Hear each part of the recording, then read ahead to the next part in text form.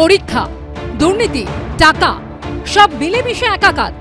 টাকা দিয়ে যদি ক্যারিয়ার তৈরি করতেই হয় তাহলে নকল টাকা উড়িয়েই তার প্রতীকী প্রতিবাদ। নেট থেকে নেট, একের পর এক সর্বভারতীয় পরীক্ষায় দুর্নীতির অভিযোগ, অস্বচ্ছতার আশঙ্কার জেরে প্রশ্নের মুখে ভবিষ্যৎ। আমার এক্সাম ছিল টোটাল 720 মার্কসের, সেখানে আমি 680 মার্কসের অ্যাটেন্ড করেছিলাম।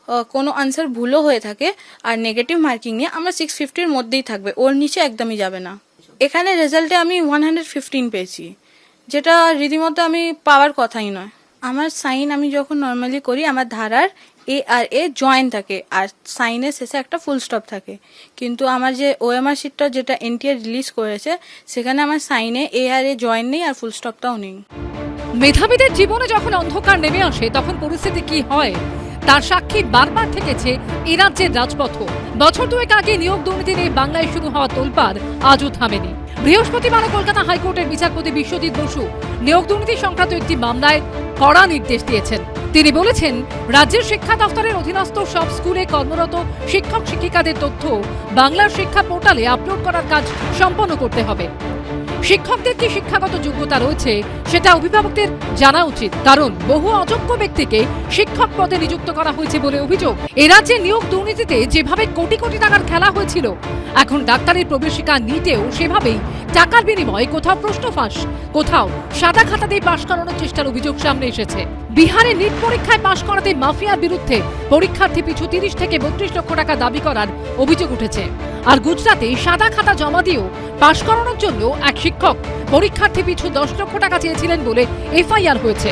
এ রাজ্যেও টেট থেকে এসএসসির পরীক্ষায় টাকার বিনিময়ে অযোগ্য প্রার্থীদের মেধা তালিকার উপরে তুলে এনে চাকরি দেওয়ার অভিযোগ উঠেছিল। বিষয়টা শুধু অবশ্য অভিযোগে থেমে থাকেনি, রাজ্যবাসীকে চমকে দিয়েছিল প্রাক্তন শিক্ষামন্ত্রী পার্থ চট্টোপাধ্যায়ের ঘনিষ্ঠ দুটি ফ্ল্যাট থেকে উদ্ধার হওয়া নগদ 50 কোটি টাকা এবং কেজি কেজি সোনার গয়নার পাহাড়।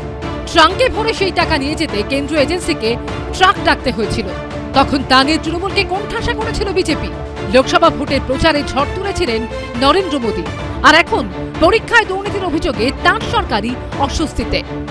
30 লাখ দিয়ে যে ডাক্তারটা তৈরি হবে সেই ডাক্তার কিন্তু আমাদের জীবন বাঁচানোর জন্য বসে আছে। সে জীবন বাঁচাবে না জীবন মারবে।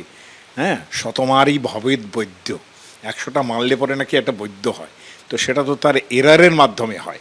এখানে তো প্রথম থেকেই মারতে আরম্ভ করবে। দক্ষ শিক্ষিত ছেলেমেয়েরা আমাদের দেশটাকে চালাবে, তাদেরই তৈরি করব আমরা শিক্ষা ব্যবস্থা, এটাই তো মানে ভাবনা ছিল।